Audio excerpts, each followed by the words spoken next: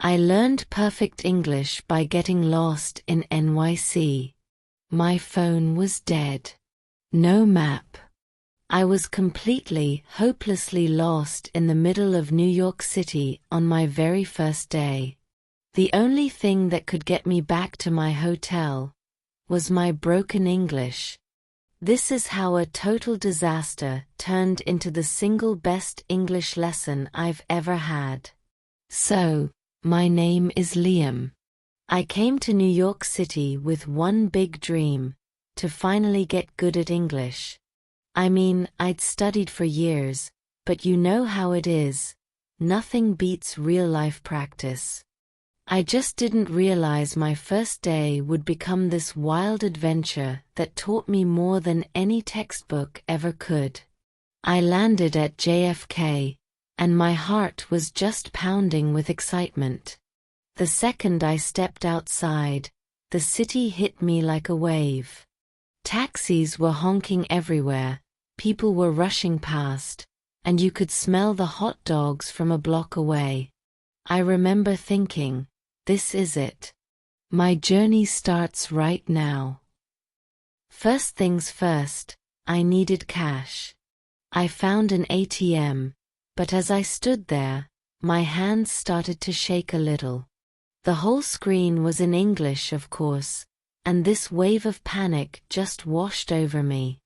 Like, what if I can't even figure out how to get my own money? But I took a deep breath, pressed the buttons, and it worked. With cash in hand and feeling like I'd just conquered Everest, I flagged down a classic yellow cab. The driver rolled down the window. Where to? My heart started racing all over again. I had practiced this exact moment in my head 100 times, but now, it felt real. I need to go to, I stammered, frantically digging through my bag for the hotel name. The Grand Hotel. I finally managed to get out. All right, hop in, he said. As we drove into the city, I just glued my face to the window, completely in awe. I was really here. I was in New York. After checking into my hotel, I decided to dive right in and explore Times Square. And wow! The lights, the noise, the sheer number of people, it was completely overwhelming, but in the best way. I even managed to navigate the subway to get there and was feeling pretty proud of myself. And that's when disaster struck. I wanted to find a little coffee shop, pulled out my phone to look one up, and the screen was black. It was dead. I was totally disconnected and suddenly felt incredibly lost. Okay, I thought, what now? After a minute of just standing there, I took a breath and decided I had to ask someone. I saw a woman who looked friendly and walked up. "Excuse me," I said, my voice probably shaking a little. "Can you help me? I am looking for a coffee shop." She just smiled and said, "Oh, sure. There's a great little spot just around the corner." The relief was instant. I had actually communicated. I followed her directions and found this cozy little cafe. I walked up to the counter, heart pounding again. "I would like, a coffee please," I managed. The barista smiled. "Sure thing. What size?" I hesitated, totally blanking. Big. I guessed. "You want that hot or iced?" she asked. My brain was scrambling. "Hot." I finally blurted out. "Great choice," she said. "That'll be $4. Handing her that $5 bill was another tiny victory in my massive day. As I was sitting there with my coffee, just soaking it all in, I saw a guy working on his laptop nearby. I don't know what came over me, but I gathered up all my courage and walked over. "Excuse me," I started. "I hope you don't mind me asking." He looked up and smiled. "Not at all, what's up?" "Well, I'm new here, and I'm really trying to practice my English. Do you have any tips?" He actually seemed excited to help. "Honestly? Just do what you're doing right now," he said. "Keep talking to people. Don't worry about making mistakes. That's really the only way to learn." We ended up chatting for a while, and he taught me a few new phrases. I could literally feel my confidence growing with every sentence. Feeling energized, I decided to find Bethesda Fountain in Central Park. On my way, I made myself ask for directions, practicing the phrases I just learned. "Excuse me, I'm looking for the fountain?" I'd ask. And people were so helpful. When I finally saw it, I was just in awe. It was so beautiful.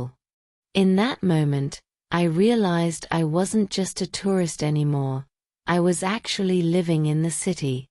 On a whim, I decided my next adventure was Brooklyn. The subway station was a maze of confusing signs, but I just told myself, "Okay, Liam, you've got this." I walked up to the ticket booth and said, as confidently as I could, "1 ticket to Brooklyn, please." The attendant smiled and pointed me to the right platform. "Just take the A train." On the platform, I was like a little kid, repeating the words to myself, "Subway, train, ticket." When that train rolled in, it felt like the start of another huge adventure. When I got to Brooklyn and walked towards the bridge, the view just stopped me in my tracks. It was breathtaking. I started walking across, just trying to soak it all in, thinking, I can't believe I'm actually doing this. I saw a group of tourists laughing and taking photos, and on another whim, I walked up and asked if I could get a picture with them. Turns out, they were from Spain. We started talking, trading stories about our travels, and I was so proud that I could keep up, that we could laugh together, all in English. As the sun started to go down, painting the sky all these incredible colors, I found an empty spot on a bench to just sit and think about the day. A woman sat down next to me after a moment and said, "It's a beautiful view, isn't it?" And without even thinking, I just turned and said, "It really is.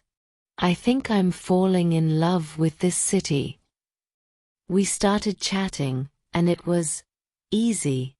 The words just came.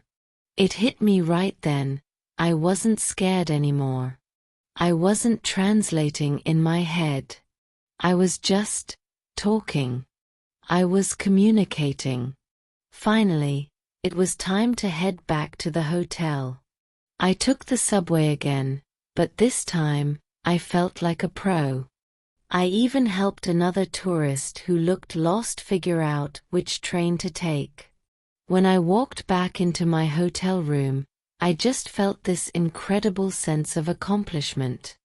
Back in the quiet of my room, I thought about the whole crazy day.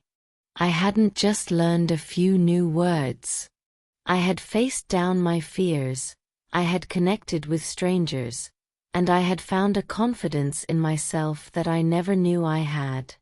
It made me realize that the best language lessons don't happen in a classroom with a teacher. They happen out in the world, when you have no choice but to live the language.